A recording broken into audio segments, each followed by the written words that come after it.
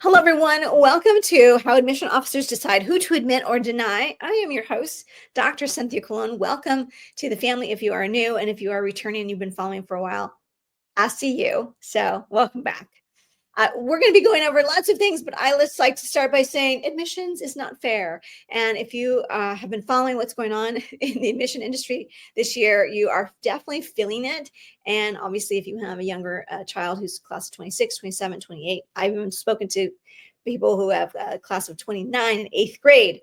So you're feeling all of the feels and it's real. And so today you're here to hopefully calm some of those fears down by being empowered with some information. So, okay, information and actionable steps. You know how I like to roll, just giving you some action items to do before we end today.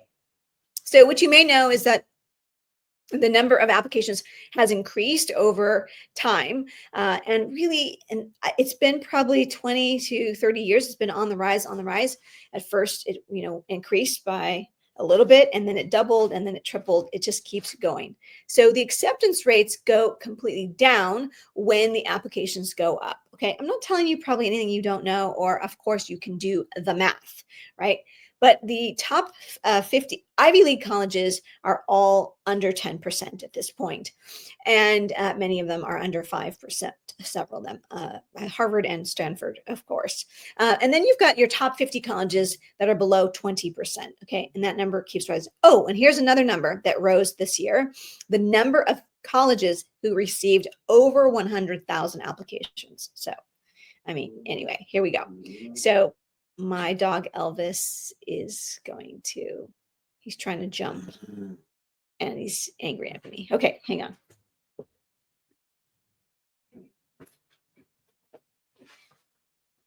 This is my little guy. So sorry about that. Okay, Bubby, here, go do your thing.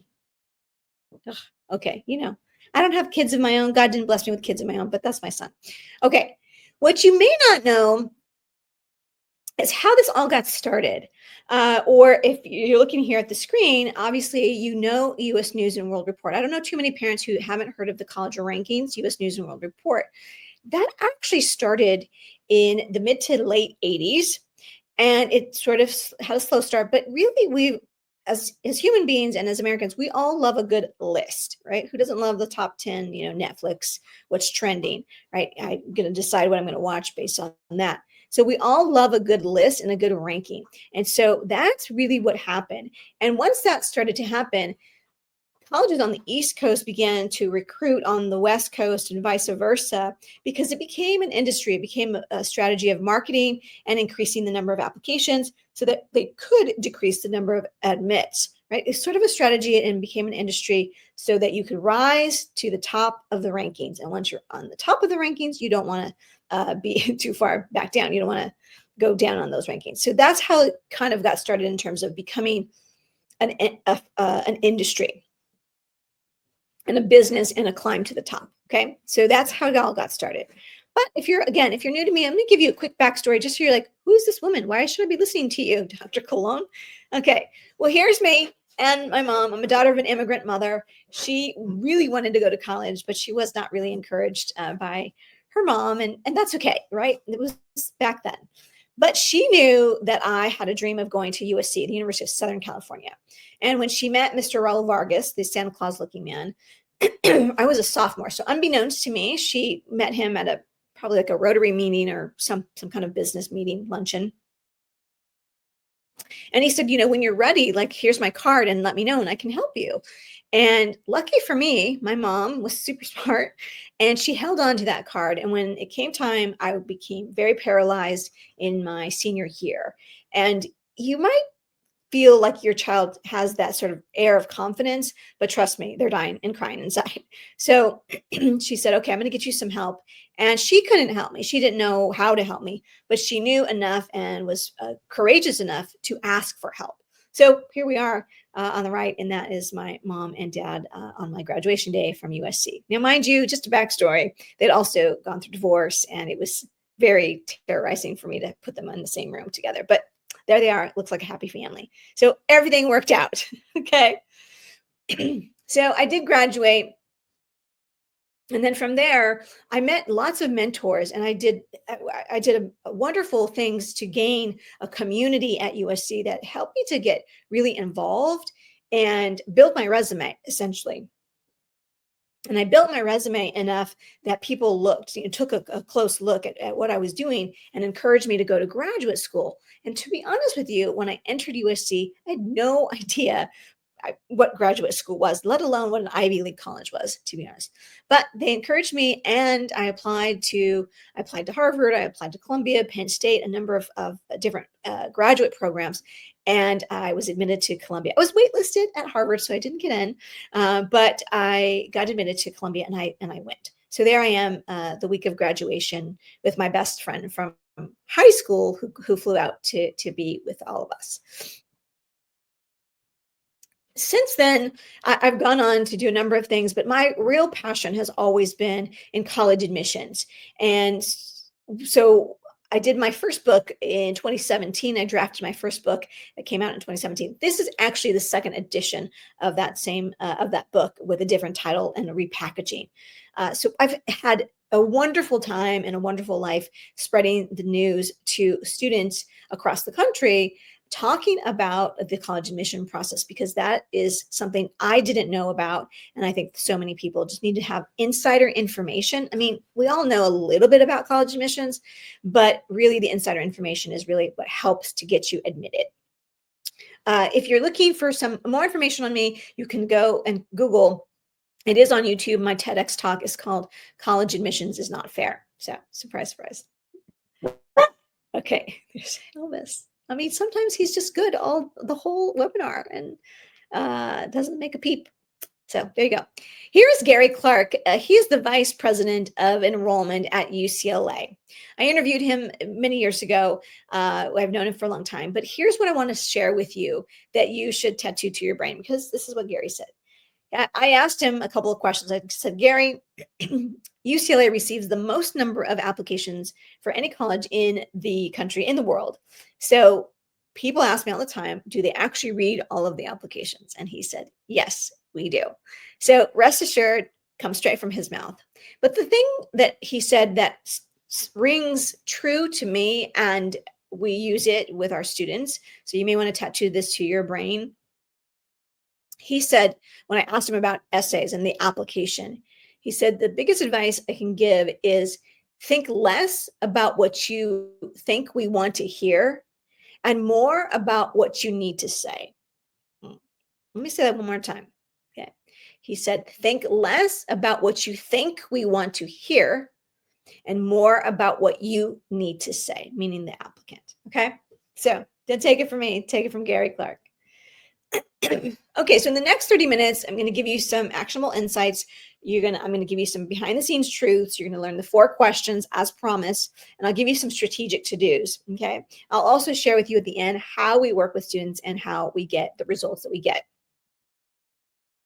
Here's what you're going to want to walk away with. This is what I always like. Just give me what am I going to do right now? Is this going to be valuable time, that I spend? Yes. If you want to walk away with knowing the one document that you need a copy of, like yesterday, which teachers to ask and why to ask those teachers. You're going to learn the difference between a passion project and an impact project, or what we call a level 4 or a level 5 project. And you'll understand why your child needs multiple essays. Okay, does that sound fair? Good. Type into the chat the number 1 if you're ready to rock and roll.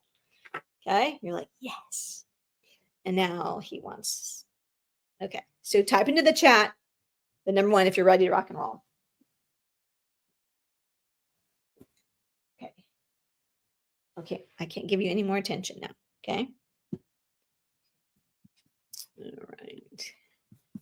All right, we're ready. I see you guys. Oh, hi, Jacqueline. Hi, Claudia. Bren is in the house. She's also in New York, you guys. Oh my goodness. Okay, let's keep going.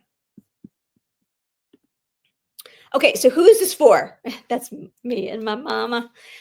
This is, you're either the Holy Smokes parent. You're going to type it in the chat, HS, if you're a Holy Smokes parent, which is like you graduated years ago and you're like, holy smokes, when did it get so competitive? Like, wow. And maybe you're just learning for the first time. just how competitive it is. You can type in the chat the NW or the number 2 if you want, I guess. The now what? You've done everything right to this point, meaning yourself as a family and your child who's the applicant.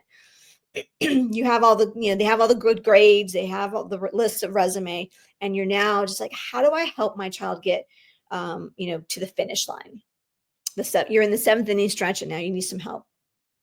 And then the third type of parent is this is your first rodeo. So if this is your first rodeo, it means that this is your firstborn or maybe your only child, that you're going through this for the very first time. And or you're like my mom, she didn't go to college. And so it was not only was it her first rodeo, I was also her firstborn. So if you can give me like a 1, 2, or 3, or just type it in kind of, right?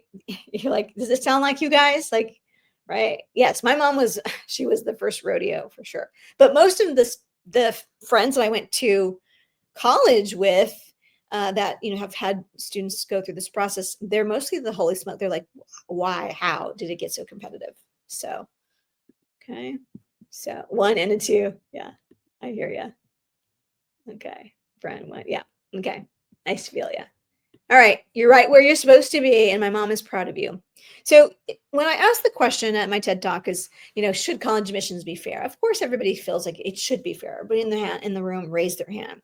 But the definition is impartial and just without favoritism or discrimination. And really, when it comes down to it, this process is not fair and it's never going to be fair. Okay. So that's the hard truth. And that's why I'm just on a mission to share with you what I know and so how you can help yourself. So here's what I learned about fair. There's a big difference between private and public school. And so I'm going to give you these 3 behind the scenes truths. There are 5 tiers of schools. So level 5 is tier 5 is your traditional public school. Then tier 4 is your charter school, and then tier 3 is your religious schools. So these are schools typically run by the parish or things like that. And then there's a level of private schools and then private independent schools. If you're at a private independent school, you know it. There's only 1,300 private independent schools that have a price tag somewhere between $35,000 and $65,000 and above if it's a boarding school. Okay.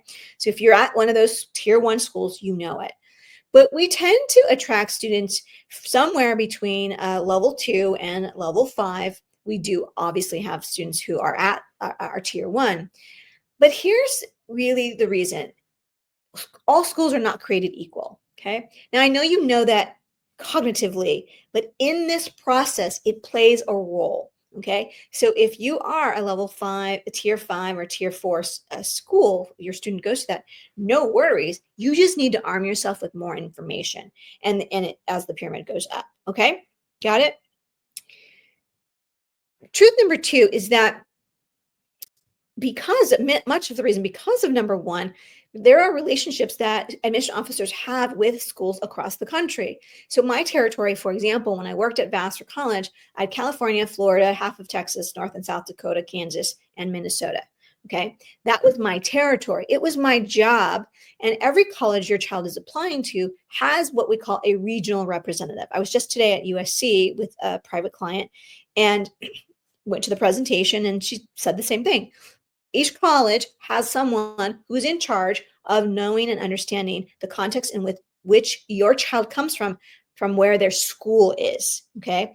So it was my job to understand the school. Okay. Now you have to understand that by and large, many of the high schools that I went to visit tended to be tier 1 and tier 2 schools.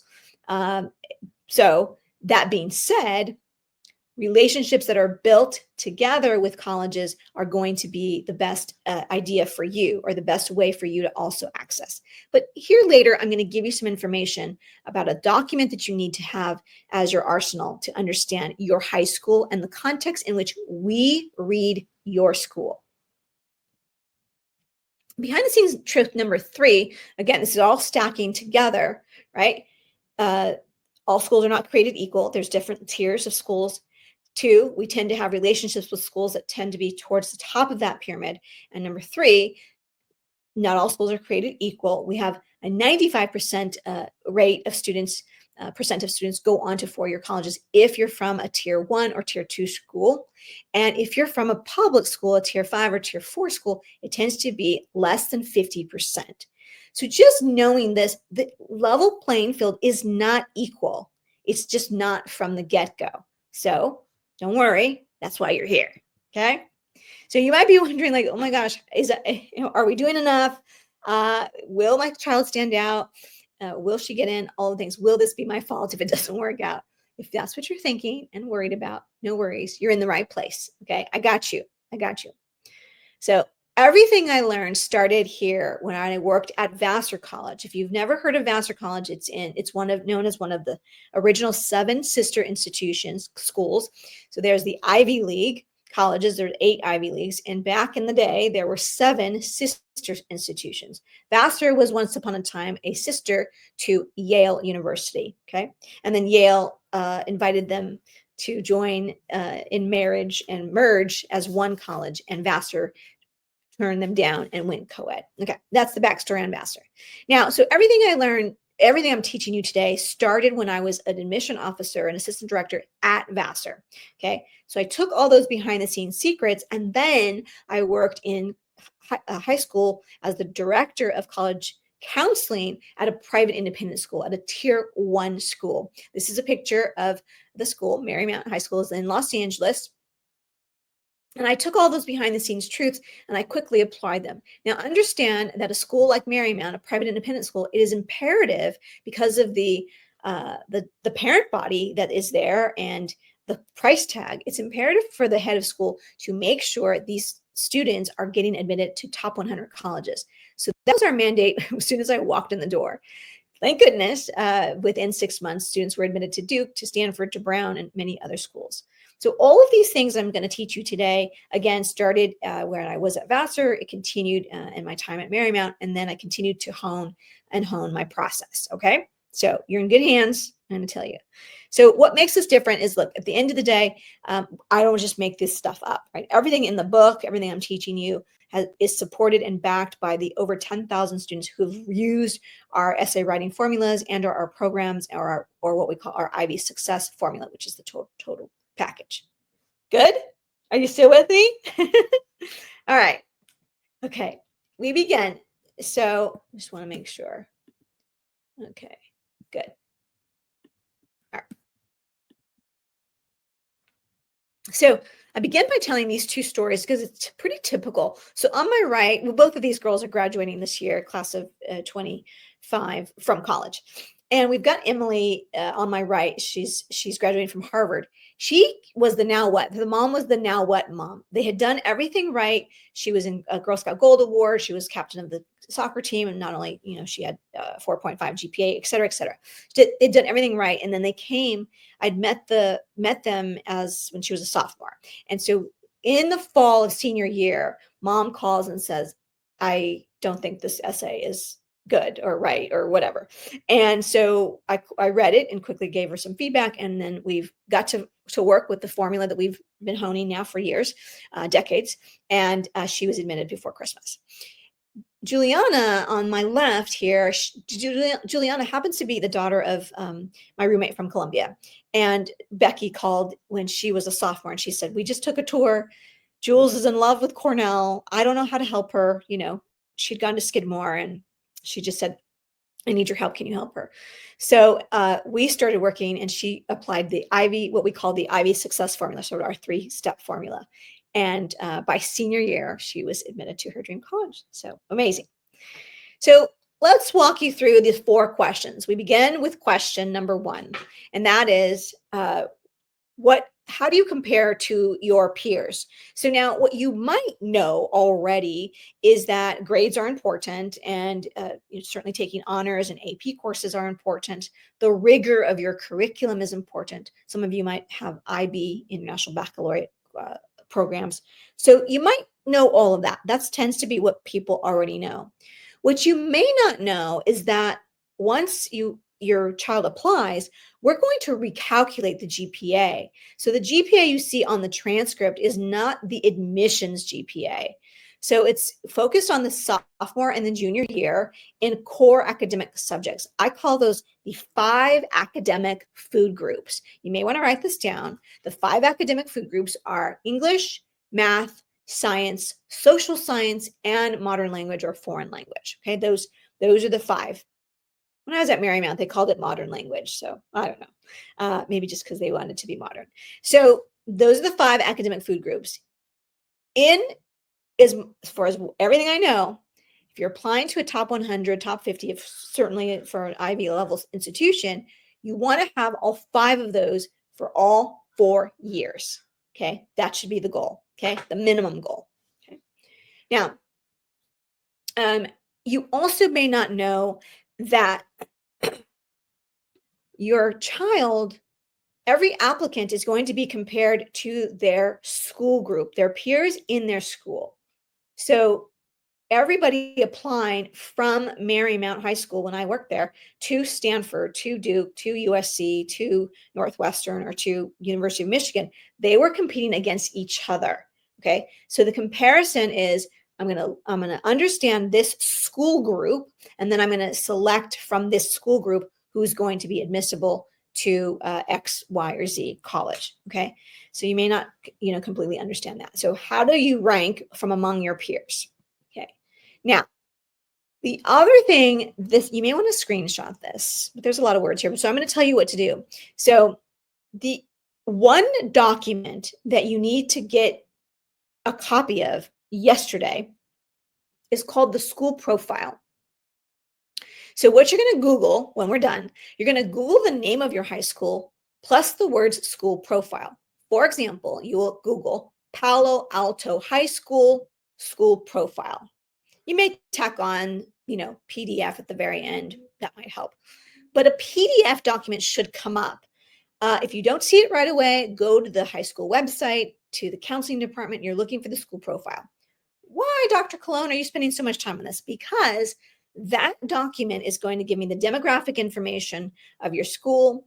It's going to tell me the number, it's going to give me a list of the high school honors and AP courses that are offered. It's going to give me a grade distribution, right? So I had a call a couple days ago, and I just showed the student. I said, I don't know if you've ever seen this document. So the mom and the daughter were there, and I said, do you see this pie chart? It tells me how many students have this GPA and how many students have this GPA. The first pie is, the first sliver is top 4%. And the next one is an additional 6%. Where do you fall in this pie chart? I asked her, right? Without judgment, I just asked her. And she pointed to the second piece of pie. And I said, great. Okay, that's great. Now we know that you're in the top 10% of your class, but you also know that you're not in the top 2% of your class. So it just helps us to strategize with you and as we partner as to what is going to work best for your list of colleges. Okay, so get a copy of the school profile. Once you open it and see it, you'll understand.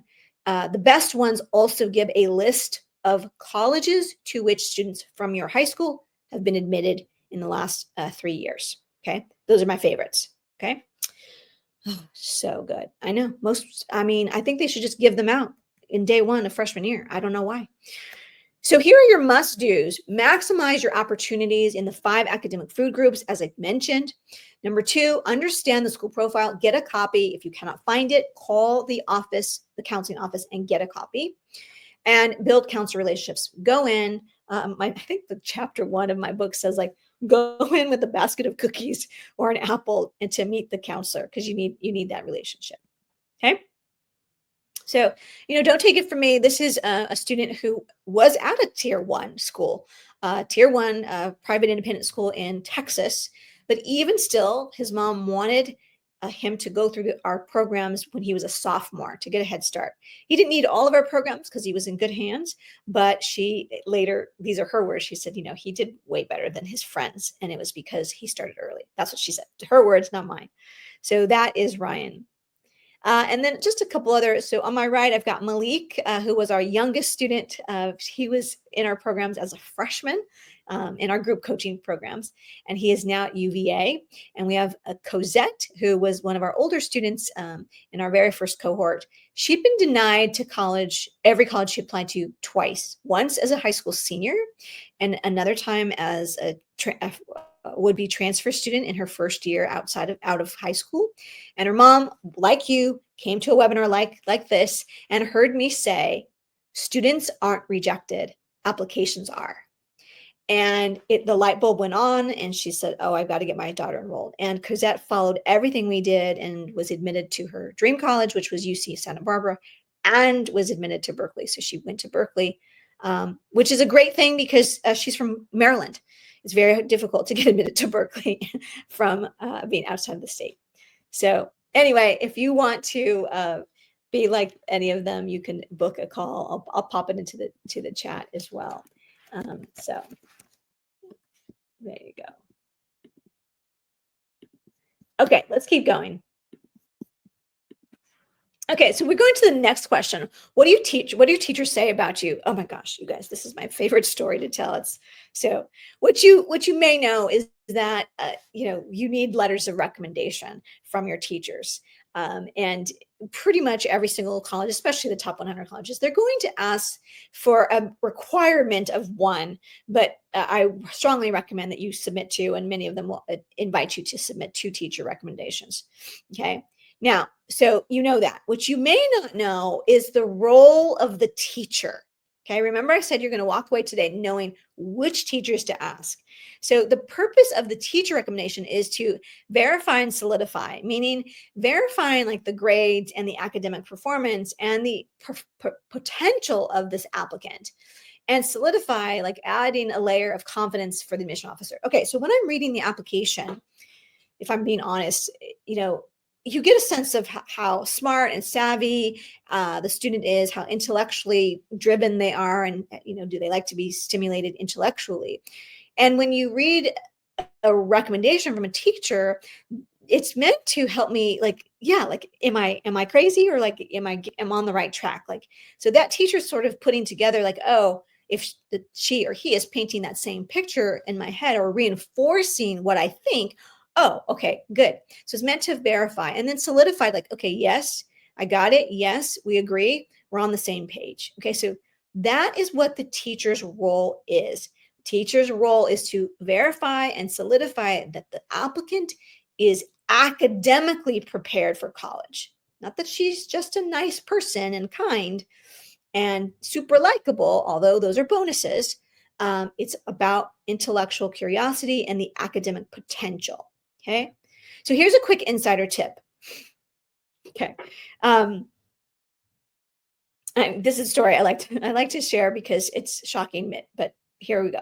So when I was at Marymount, again, private independent school, all the teachers there were highly educated, gone all to the best schools, Ivy League and the top UCs, blah, blah, blah.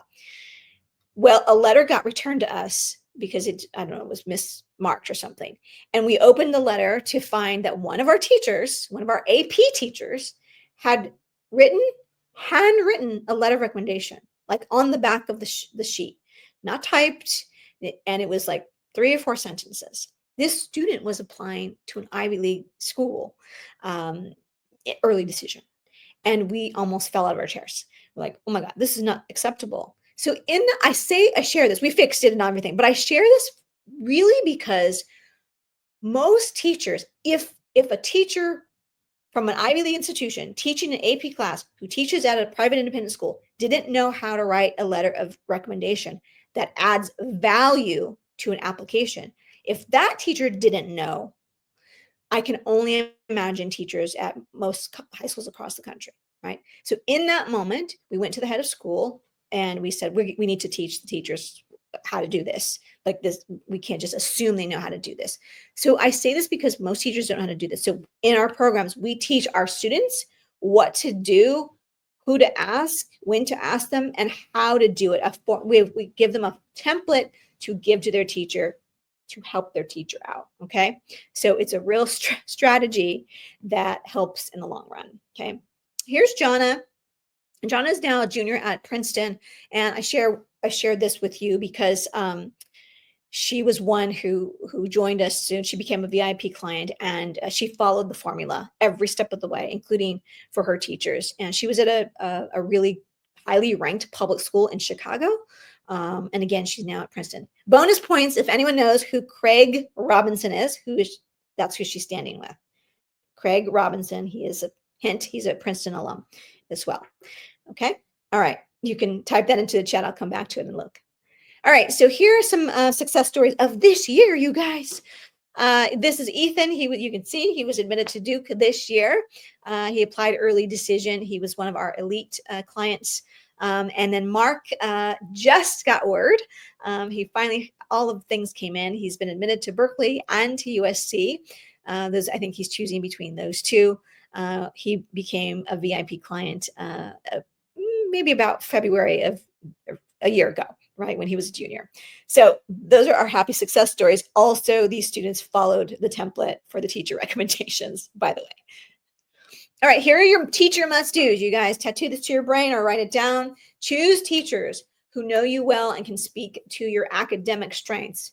My big tip, my pro tip, you need to ask the teachers should come from the 5 academic food groups. So English, math, science, social science, modern language. Okay. You should be able to say those off the top of your head. All right. The teachers will provide, let me see, provide the teachers with specific examples and what to highlight. So again, if you're working with us, we give you a template as to what to tell the teacher, but you need some little examples to give to the teacher, and then offer a small gift of thanks. It can be a $5 or $10 gift card, but just something to thank them. I mean, teachers don't get paid extra to do this. So it goes a long way. Okay. Again, if you want to be like Jonna, Mark, Ethan, please, I invite you to book a call so we can, it's a free 45-minute strategy session. I have nothing to lose, right? So I give you some insights and we talk through how we work together and if we could partner with you to help maximize your choices and chances. Okay, question number 3. How do you spend your time outside of the classroom? So you probably know that obviously, you need clubs and activities and you need leadership and all those things. People talk about the passion project. I'm going to tell you right now what it means, passion project versus what we call level 4 and level 5 project. So yes, what you know is that this is necessary. What you may not know is that not all activities are created equal. Get ready. You're going to want to screenshot this next screenshot, okay, or this next slide. Here we go. So let me walk you through and unpack this a little bit, and then I'll give you some examples.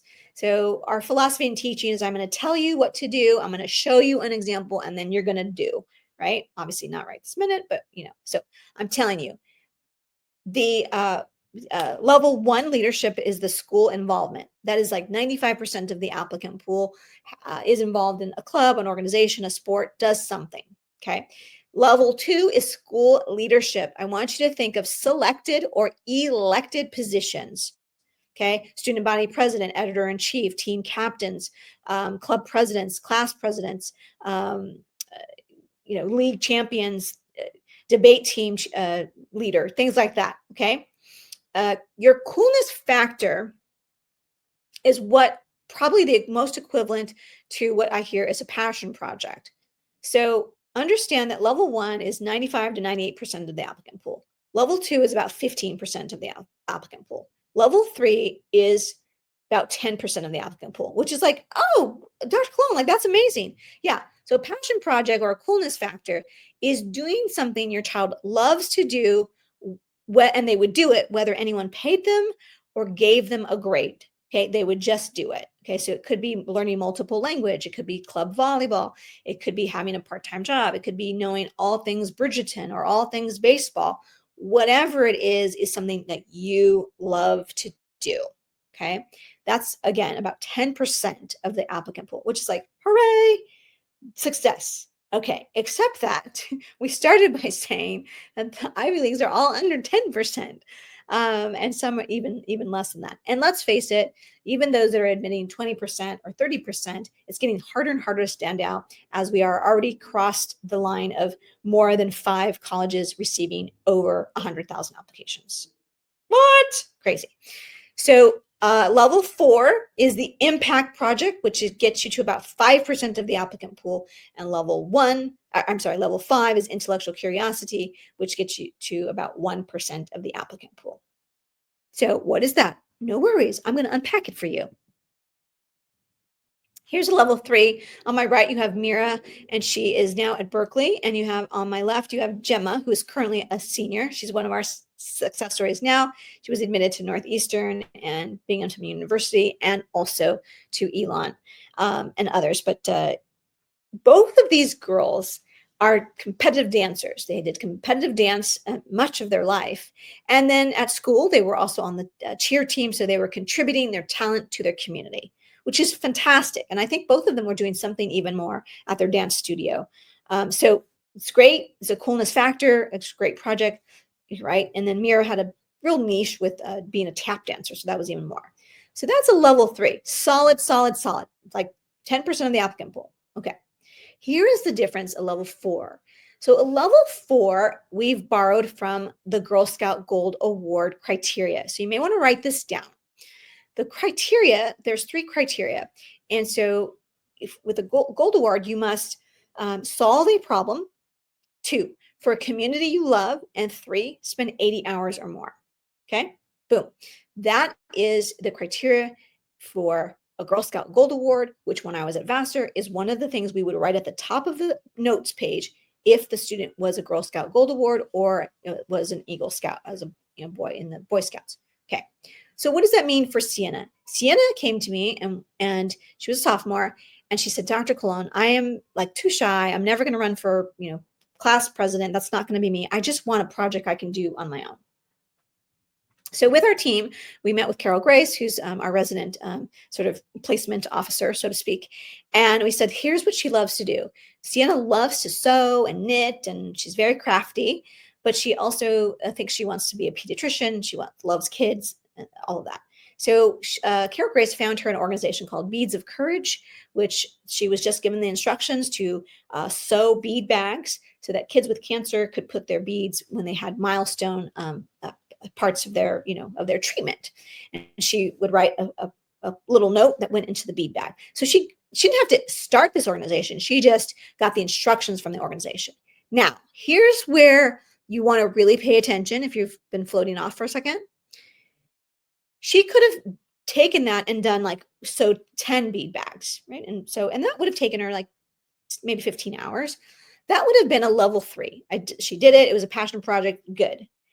Sienna and we worked together and we said, okay, this has to be something that will overcome the fact that you're not the student body president or you're not the editor-in-chief. What else could you do? And so she committed to 100 bead bags that took her 12 plus months to do. She did a little bit at a time. That is an impact project. Okay. That's the difference, right? Solving a problem for a community you love, 80 hours or more. Boom. Okay. And then here's level 5. Here's our example, Alexis. Alexis is a rare unicorn. There's very few students. That's not a wonder why she's currently at Yale. She hits every single level on this hierarchy chart. And so her level 5 is the intellectual project. She did created a 6-part podcast series on immigration, interviewing immigration lawyers on the immigration process. That took a lot of time. It took a lot of research to prepare for all of that. And so not only did it suffice for a level 4 as her Girl Scout Gold Award, but she also hits the mark on level 5 because, oh, by the way, she also had an internship at an immigration law firm. So bada bing, bada boom. Okay. So I show you these to give you the examples so you understand the difference in the level of applicant for each. We have the top 100, we have the top 50, and we have the Ivy League, the top 20 schools. Okay. So here are your co-curricular must-dos. Focus on activities that reflect your passion and impact and your intellectual curiosity. Don't do what, again, Gary Clark, don't do what you think we want you to do. Don't do what everybody's telling you. Oh, do this. Oh, do that. No, do what you want to do, meaning your child. Use clear, concise descriptions when you're actually getting to the application, and don't overlook non-traditional jobs and other things that just make you unique. Okay. So again, I'm going to book a call. If this sounds interesting to you, if this sounds like something you need and want in your life to help your child, highly recommend the free 45-minute session. Okay. Number 4. What's the story you're telling about yourself? Oh, this is my jam, you guys. I'd love to talk about essays. Okay. what you may know, I'm a Gen X. Anybody? Can I get an amen in the chat? Amen if you're Gen X. You did this so long ago. I still kind of feel like I'm 25. Anybody else? So what you probably know is that you need an essay. And I applied to college. Like, I don't know about you. I just did one essay, one personal statement. It was probably 500 to 600 words, something like that. I don't know. And applied to 5 colleges and called it a day, right? I took the SAT one time. Nowadays, what you may not know is that students need, are you sitting down? Should I tell you? I'm scared to tell you because most people think I'm exaggerating. Students are going to need somewhere between 18 and 68 essays. Yeah, you heard me correctly. 68 essays. In fact, our student who just got admitted to Yale and to Brown, he's from New York, and he reported, he said, I counted them up. It was 66. I'm like, okay, I believe you. So anyway, it's a lot. So I'll unpack that a little bit for you. So that's what you may know. You may know that you do need essays, but you probably don't know how many. And you also may not know that these are the most common topics and we want to avoid them. So talking about community service, athletics, other people in your life, and life challenges. Oh my goodness, today at USC, literally I was at USC today, and I don't listen in on too many info sessions because I've heard them all and I've given them. But I was cracking up when she said, oh my gosh, a student writes about, mom's favorite, mom is a great cook and her dish is lasagna. And she went on and describing the mom. And she said, by the time I get to the end of the essay, I want to admit the mom to USC, not the applicant. So there you go. Take her word, not mine. Okay. So these are the 4 most common topics that you want to avoid. Doctor's colon, but what else am I going to write about? Don't worry. I promise you, your child has way more interesting things to write about. Okay. Here are 2 examples. So they're both named Amelia. So I always get confused, but Colgate Amelia, I'll tell you, actually, I'll come back to her. USC Amelia from North Carolina. And her dad found us kind of like Emily, like pretty late, was referred. And he said, can't help her. And I think she's stuck. So we got her unstuck and she started drafting, and we would just hop on our Zooms and spend our meetings brainstorming. And I used the process, but she didn't do essay camp. Yeah, because she just found us late. And she was admitted to USC in early action. And she's now a freshman there. So that's Amelia. That's Amelia from North Carolina.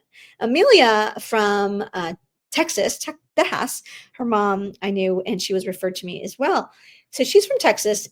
Her mother had spent money giving her a private tutor that Amelia says, I went for 6 weeks in a row for 2 to 3 hours each time, sitting in a room trying to just write, like, by myself. She said, she would just tell me, write. And she says, I didn't produce anything. But in our camp, in our 5 days, she left with 5 or 6 essays. So she too later, she writes a great essay about chocolate. She was admitted early decision to her first choice, which was Colgate. Here are our twins from New York. And now we have Sarah is sending her next set of twins to essay camp this summer as well. We'll be in New York City, by the way, doing essay camp in August. So I'll talk about that. So anyway, there you go. So these are the boys. And she said they just wouldn't listen to me and I didn't know how to help them, etc. So that might be you. Here are your essay must-dos. Oh my goodness. Okay.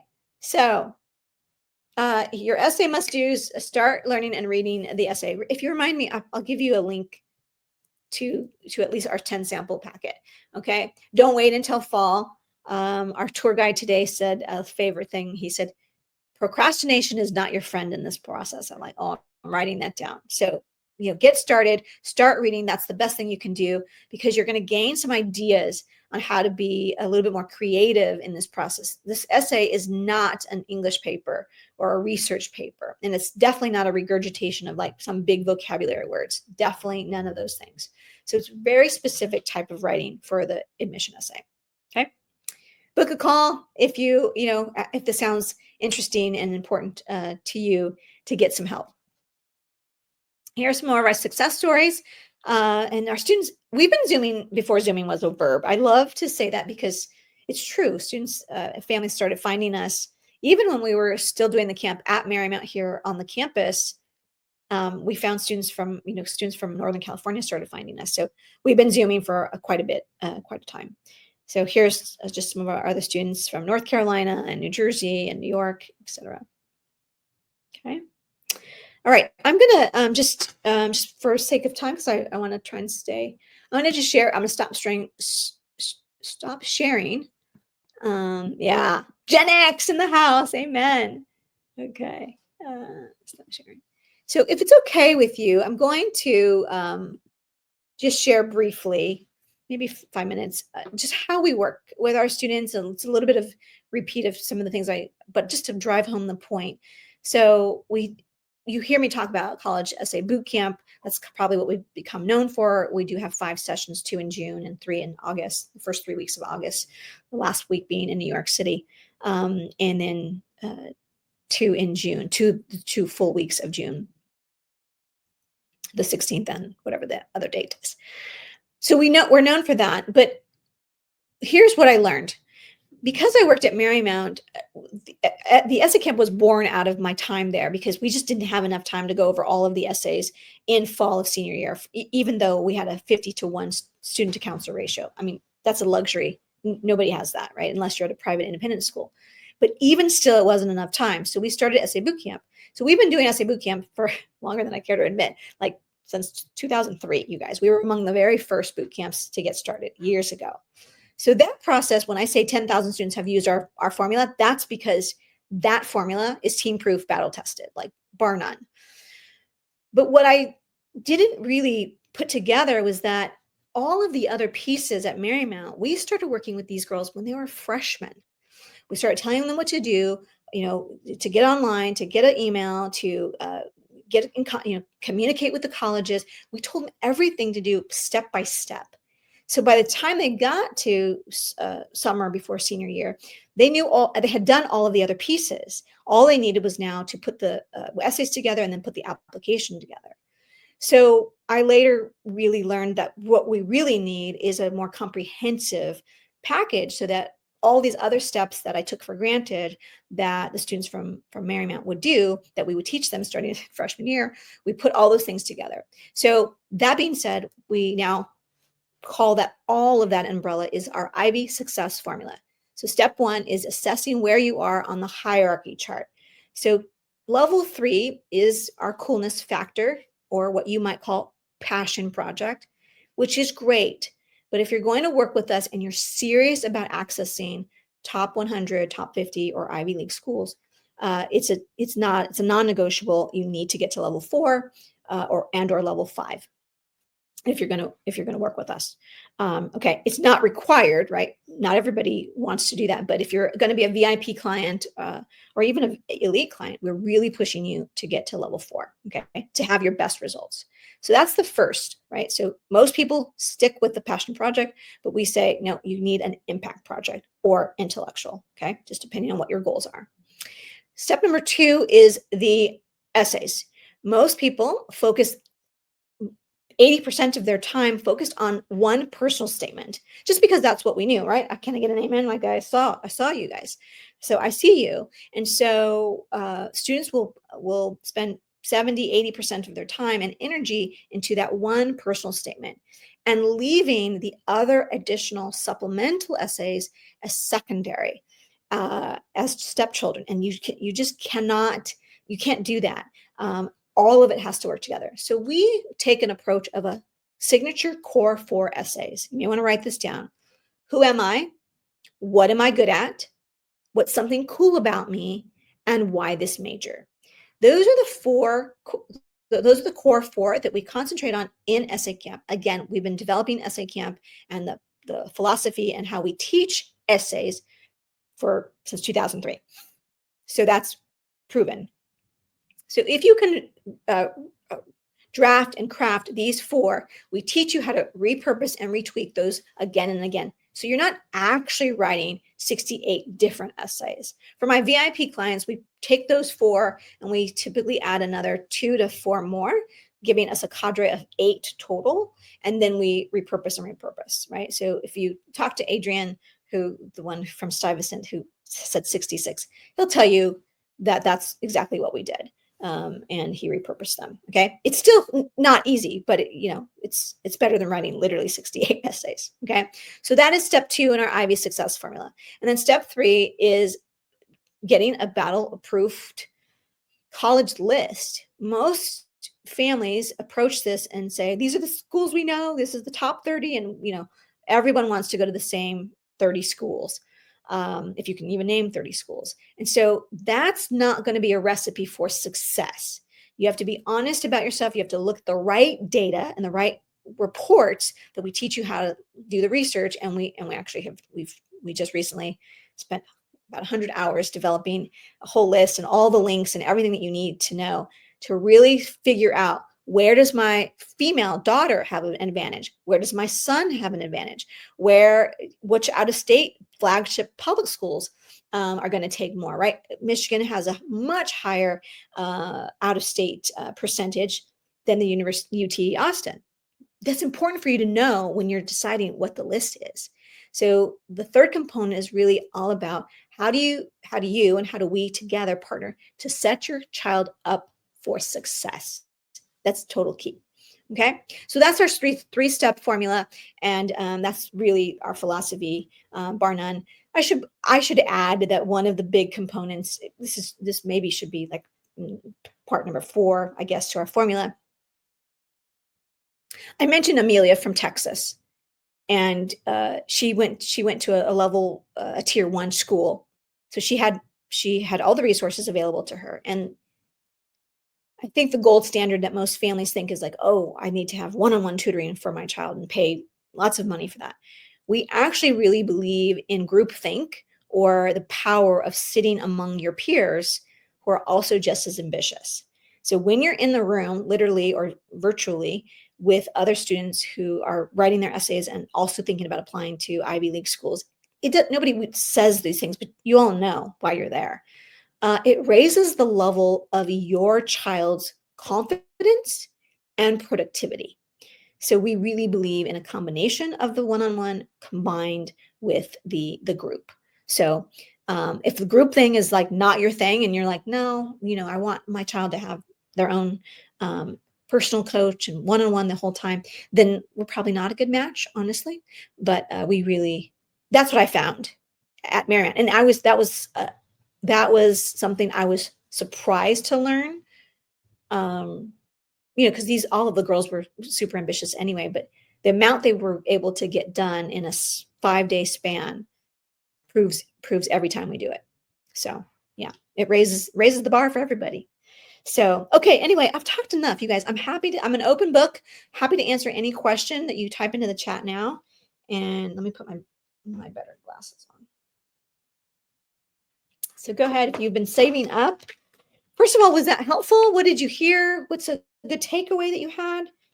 I've been working on this since December, and I feel like I'm finally in my groove of what I'm trying to convey and why it's important to you. So I hope that was super helpful to you.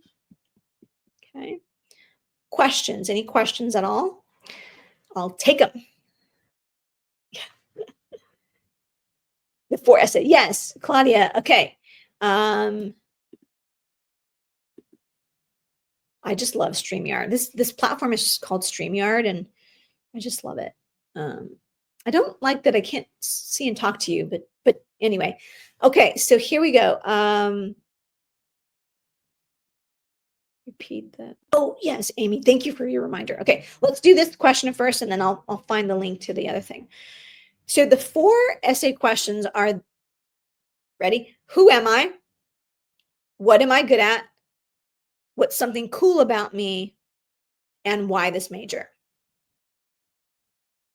Okay, those are, and those were crafted over time. Again, we've been doing this since 2003, so you can imagine how many iterations, but we've settled on these 4 for some time now. Okay, so tends to be. Now I will share with you also that the other ones, if you're a VIP client, we outside of camp will continue crafting, and the supplementals, you typically need another essay that's about community or diversity.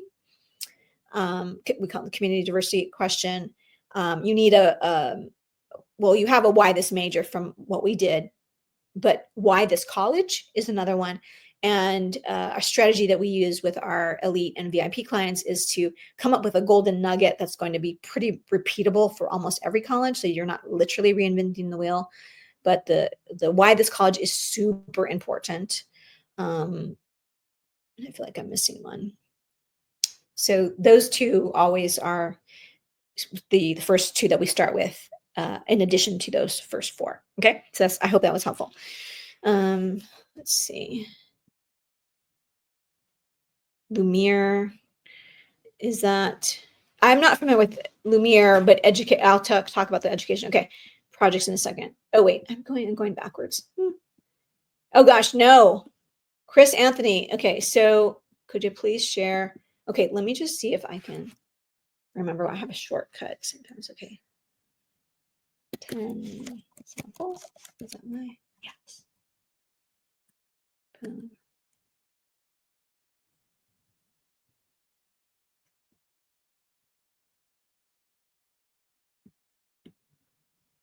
Oh, that's not what I wanted to do. You guys already had to put in your email address to get into here. So I wanted to give you like the straight document. 10 essays. If there's a way for you to copy and paste this link, it will take you directly to the actual.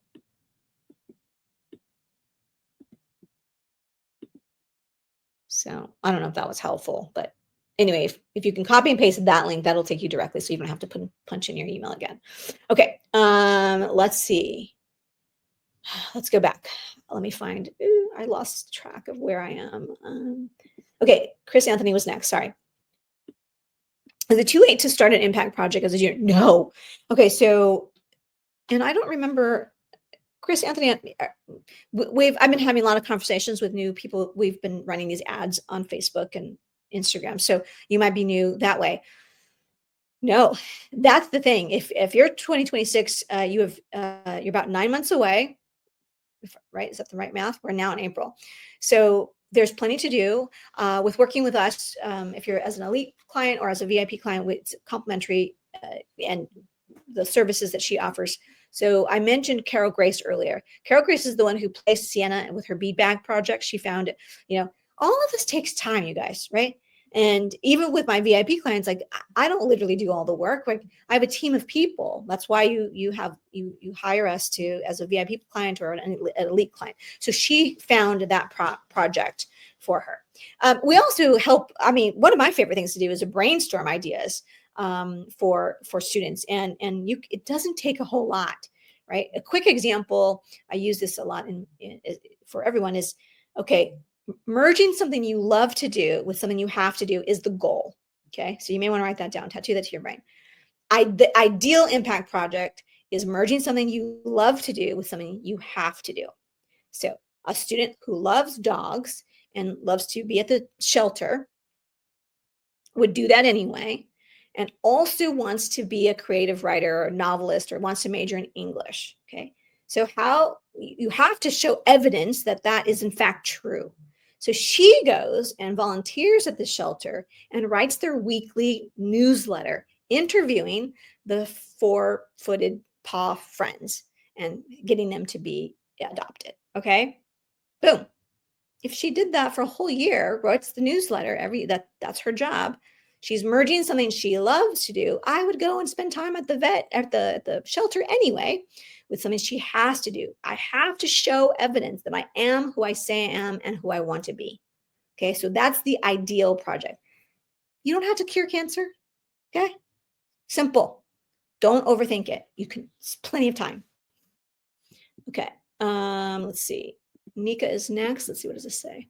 What are some examples of extracurricular I should do if I want to apply as a business major? Okay, so Nika, this is great. Are you the student, Nika? Oh my God, it's amazing if you are. Okay, Nika, I'm going to take this time to give you an example from the Wall Street Journal. So the Wall Street Journal ran an article, now it's probably been 3 years now, of this girl who was applied to 11 colleges from Texas and was denied nine out of the 11 places. And when I read the article, first of all, I looked up her school profile. I started there. because it said where she went to school. She had 4.5 GPA. She had all the things. And she was in all of the plays and productions as like the directors and the producers. She was a behind the scenes kind of person, not an actress person, but she did like 30 productions. She applied as a business major. Okay. Okay. Those are basically the facts. She had a job. She had some other things. Okay. Step one.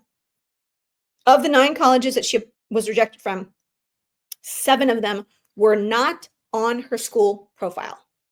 That's a huge red flag that chances of her being admitted to any of those 7 were slim already because they were not, they did not have a relationship with that high school, college and high school. That's number 1. Number 2, 9 of the 9 colleges that she was rejected from all admitted under 20%. So she did not use our pillar number 3, setting herself up for success. So she was ill-advised. And number 3, to go back to her leadership, she was applying as a business major, but her application screamed performing arts. Okay. So traditional advice would say, don't do that. Right? You got to do something that's in business. Okay. My approach is do what you want to do and then make it work because, right, everybody else is doing business. I mean, don't get me wrong, starting a company, starting a little entrepreneurial business, that's going to be great. But I would have advised her 10 minutes with me. I would have said, oh, okay, this is an easy fix. You need to talk about your performance, your production and directorship and all of that theater experience in the form of business talk. Tell me about the budgets. Tell me about the costumes. Tell me about how much it costs to rent. Tell me about how many seats you needed to sell to break even with your costs. Talk about the business of what you did. So make it a relatable and transferable to make it work. So I believe you can make anything work, but you need someone sometimes to step away and see it for you. Okay. So, you can Google pre-college business programs and you'll get a slew of things programs you can do, things that you can do. You can also chat GPT. I love business and I also love tennis, or I also love baking. Give me 3 ideas of something I can do. For a community, blah, blah. Like you can do that. Okay. So is that helpful? I hope so. Okay. Thoughts on Lumiere education research projects. Is this, I can look it up. Well, okay. In general, education research projects. So similar pieces of advice, like any program that you're working with, whether it's a pre-college program that's on a college campus or a group that's doing research, there are thousands, tens of thousands of programs. You want to know, especially if it's held at a college campus, is it run by the college? Like, are those professors or are those research mentors from a particular college? Chances are it's not going to help or affect your chances of admission, right? So I just do your homework on who it is that's mentoring, what kind of projects they're doing, and what are they promising. There's not a lot you can promise in terms of admissions, but you want to do your homework. With regards to research, any kind of research, again, to get to that top level, again, students that work with me, I'm like, okay, to use Alexis as an example, she did she did her own research. She did a 6-part immigration series and she did her own research. It didn't cost her any money to do that or to join a program. And it was related to her overall application. Her overall application was to use the 4 sentences. Your application is going to be boiled down to about 4 sentences. They're not going to remember your name and where you go to school. They're going to walk away and say, that girl from Orange County, who is a blue dot in a red city, is very conservative. Orange County, if you're from California, you know what I'm talking about. The girl from the blue part of the red part of California is a blue dot, did her research on immigration law, is a national dance champion, and loves all things Tom Brady. Okay. That was her little like coolness factor, something cool or different about me. That's really all I'm going to remember. Okay. So as long as the research and all things sort of point to, that's where for the VIP clients, we really start to craft, like, what are the 4 sentences? What are we trying to get across, like a broken record, like a commercial, again and again and again. And we try to stick with that. So it's not always obvious when you're a sophomore, like what is that going to be? And so you can't maybe predetermine it, but you can try to reverse engineer. Okay. I hope that was helpful. Okay. So let's move on to the next. Thanks. Can screenshot from a photo later. Huh? Makes sense. Can screenshot and copy from a photo later. I think that must be some answer to something I said a while ago. Okay. ¿Qué más? What else can I answer for you guys about the link? Oh, the screenshot. Yeah. Okay, good. All right, good. I should make that link smaller. I don't know how to do that. One thing at a time, you guys. My team knows. My team knows how to do all these kinds of things, but I do not. Okay. Any other questions? Okay. I'm happy to stay for like a little bit longer here, maybe 6 more minutes. Just okay. Can you share more information about the summer writing workshop? Do we have a travel? Okay. Yes, let's talk about the okay, good. Yes, I'm happy to share about College Essay Bootcamp, and I'll give you the link. So I will tell you right now that we are off. Okay, where's the link? I'll show you, and I'll just take you to the page. How about that? Where is it? Bootcamp. Yes. It is our favorite thing to do. Okay, here we go. All right, thanks, Claudia. Yeah, thanks for bringing that up. Okay, present, share screen. Here we go. Okay, College Essay Bootcamp. I believe everybody needs this. If you did nothing else, sign up for Essay Bootcamp. And again, because I know what I know, College Essay Bootcamp comes with everything. So we actually call it College Application Bootcamp because it's a pretty comprehensive. So I'll give you this link here in the chat so you can go to it. If this is all you need and you're like, I'm sold, like sign my son up, like then you can go and you can sign up. Okay. And if you want to upgrade to Elite or VIP, I'm happy to have a conversation, but you can sign up, immediately. It's $48.47. It's inclusive of what I call the pre-training. Like you get we meet every 2 weeks. This Sunday is another meeting.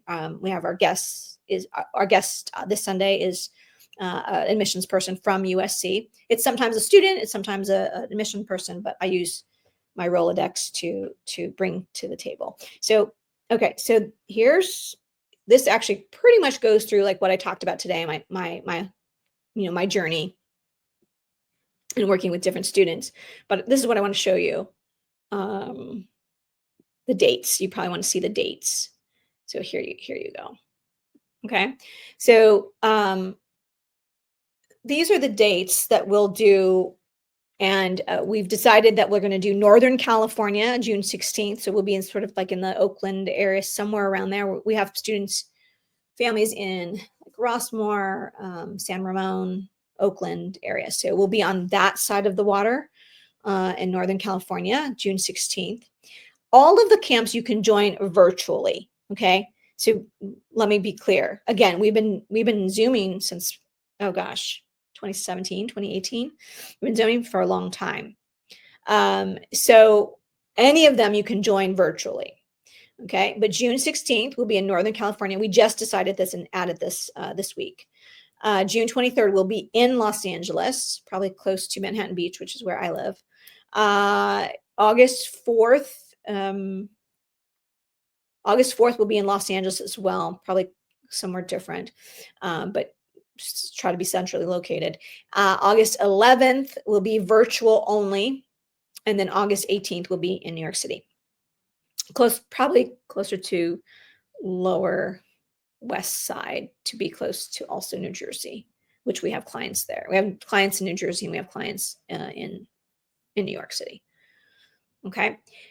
So what does that look like? Do you mind if I share a little bit more with you, Claudia, or whoever's interested? Is that okay to share kind of how that works, a little details on that? So remember I talked about the belief in the group coaching and also the one-on-one coaching. So the environment of the essay camp is that it's a group, and students know school. Like you come to class and you're like, okay, I come to class, and your mentality is always like, I'm going to get to work. So there's the group coaching, and so the lessons are, we tell you what to do, we show you what to do, and then you actually do the work in class. There's no homework. There's no homework in college essay boot camp. Okay, so you do the work in class. It's timed writing, etc. Then every single student is assigned to a coach, and the coach typically has 4 to 6 students.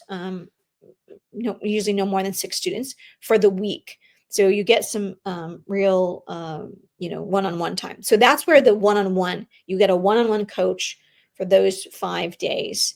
And so that's what you do. And we do the 4, remember? Do you guys remember the signature core 4 essays? Okay. Who am I? What am I good at? Something cool about me? Why this major? So the goal is to get solid drafts, if not a few done by the end of the week. So students leave with anywhere between 3 essays and as many as 8 essays done in 5 days. How do they do that? Because with the 4, one of them will emerge as the favorite or the best that we give you advice on. That becomes the personal statement.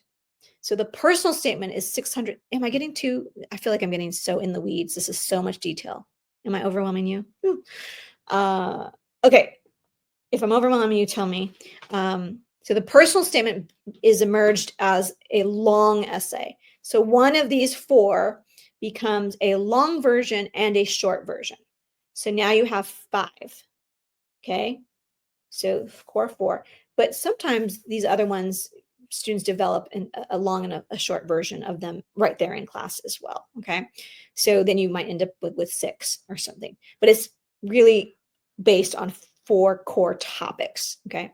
But you're going to need one to be longer. So the University of California system, which is, where we're based out of in California. So almost everybody from California is applying to the UC system, and many students actually outside of California are also. So you need 4 essays for 350 words each, and then you need a common application essay at 650 words. Okay. Oh. Okay. I'm so sorry that I'm getting in the weeds now. Okay. Okay. Okay. I'm glad you found that helpful. So that's the goal. So if you think of, we call this college application boot camp, which is really sort of a way of packaging our essay camp so that you get everything. You get video tutorials, you get group coaching outside of the essay camp, right? Before essay camp and after essay camp. You get this like group tutorial stuff, okay? Okay? So that's our core program. And then you upgrade from there. If you want to upgrade to become an elite client, you can. If you want to upgrade to become a VIP client, you can. Okay, so those are the next 2 steps above. And then we have clients that are at a high that I only take 3 of. So if you want me to fly to your home and do essay camp with you by yourself, that, happy to do that too. Okay. I know. Crazy pants. Okay. Please share in the comments on a scale of 1 to 10, how helpful was today's session. That's number 1. And I don't take this personally. I'm just trying to improve every week as I do this. Next week, this presentation will be on Thursday, and Wednesday's presentation. Oh, tomorrow is why do students get deferred and denied or something? I go rogue once a week, I told you, with a different topic. So that will be tomorrow. So that tomorrow's topic will repeat. I'll repeat it live on Wednesday, and then I'll do this formal presentation again. So I like to just improve a little bit each week. So tell me how helpful today was. Number 1. Oh, thank you guys. I'm glad. And please type in, not for me, but for you. What is one thing you are going to do in the next 24 hours? What is one action step you're going to take? You're going to book an appointment with me. You're going to get a school profile. You're going to do both. What are you going to do to help your child reach their goals? Get from where they are to where they want to be. It doesn't happen in the last 2 weeks before the due date. Remember, right? Procrastination is not your friend. Okay. So what is one thing you will commit to doing in the next 24 hours?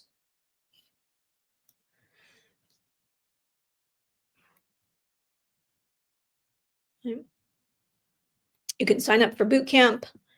Did I give you the link? Did I give you the link? I can't remember if I gave you the link. Impact project, yes. I meant to. If I didn't, I'm sorry if I didn't give you that link before. Good, Claudia, excellent. Claudia, have you made an appointment with, did we talk on the phone? You may, yeah, I would definitely book an appointment as well. Good for you. Okay, anybody else? What's one thing you'll commit to? I asked this because, I asked this when I finished with my sessions with my private clients, like, what are you going to do? What did you learn? Because if you say it out loud or you write it down, like, you're more likely to actually do it, right? The power of that. Okay. Sorry, my little guy was a little out of control in the beginning.